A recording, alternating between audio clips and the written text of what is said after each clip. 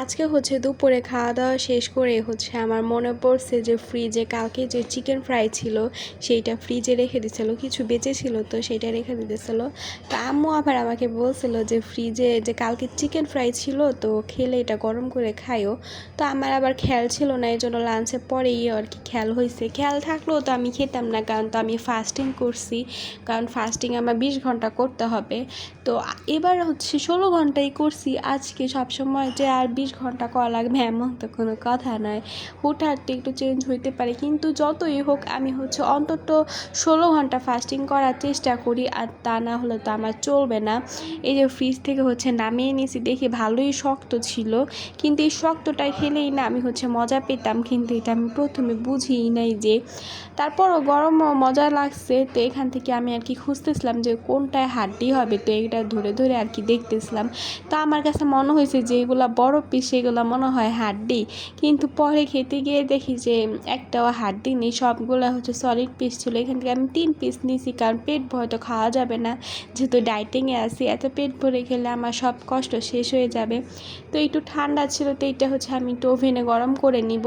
ওভেনে গরম করাটা আমার ঠিক হয়নি, কারণ এটা তো উপরে আটার যেটা পুর দিয়া বানানো হয় না, যেটা পুডিং করা হয় সেটা কিন্তু গরম করা ছিল, একটু নরম হয়েছে এতটুকুই, কিন্তু টেস্ট কিন্তু সেই আগের মতোই ছিল।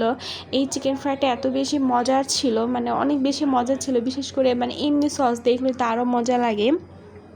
তো ফ্রিজে সস ছিল না, তো আমি আর খাইনি, সস দিয়ে এমনিই খাইছি। ভাবছিলাম যে শশা দিয়ে খাবো, কিন্তু শশার সাথে না মুরগিটা আসলে যায় না, কেমন যেন একটা আস্তে আস্তে গন্ধ আসে, তো এর জন্য আমি খাই না। কিন্তু গরু মাংসের সাথে আবার লেবু, তারপর শশা, এগুলা খেলে কিন্তু ভালো লাগে, বিশেষ করে লেবুটা যায়। কিন্তু আমার মুরগির সাথে লেবুও ভালো লাগে না, শশাও ভালো লাগে না, আমি কোনো সালাদই খাই না মানে আর কি মুরগির সাথে। তো এখানে ভীষণ গরম ছিল, মানে ধরার সাথে সাথে আমার হাতে গিয়ে জাস্ট লাগতেছে।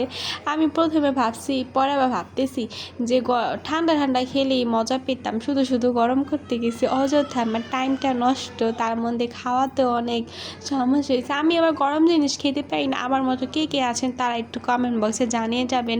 তারপরে আমি শশা খাচ্ছি, যেহেতু আমি লাঞ্চের পর শশা খাই, ভাতের সাথে আমার শশা খেতে ভালো লাগে না, মনে হয় যে শশা শেষই হয় না। তা আমি কিন্তু সবসময় আমার যে একটা সিক্রেট মশলা মানে সেটা দিয়ে কিন্তু আমি শশা খেয়ে থাকি, কিন্তু আজকে একটু বিপরীত ঘটছে, কারণ ভাবছি যে আমি ওই চিকেনটা দিয়ে খাবো, তো চিকেনটা দিয়ে পরে আর খাইনি, আর এই বিট লবণ দিয়ে খাইছি। তারপরে এখানে ড্রাগন আমি খেতেছিলাম, আমার রিসেন্ট ড্রাগন অনেক বেশি পছন্দ, তো একটু খেতেছিলাম। মিষ্টি ছিল এইটা, একটাও কিন্তু মিষ্টি ছিল না, কি জাস্ট এইটাই মিষ্টি ছিল, এই এক পিসই মিষ্টি ছিল।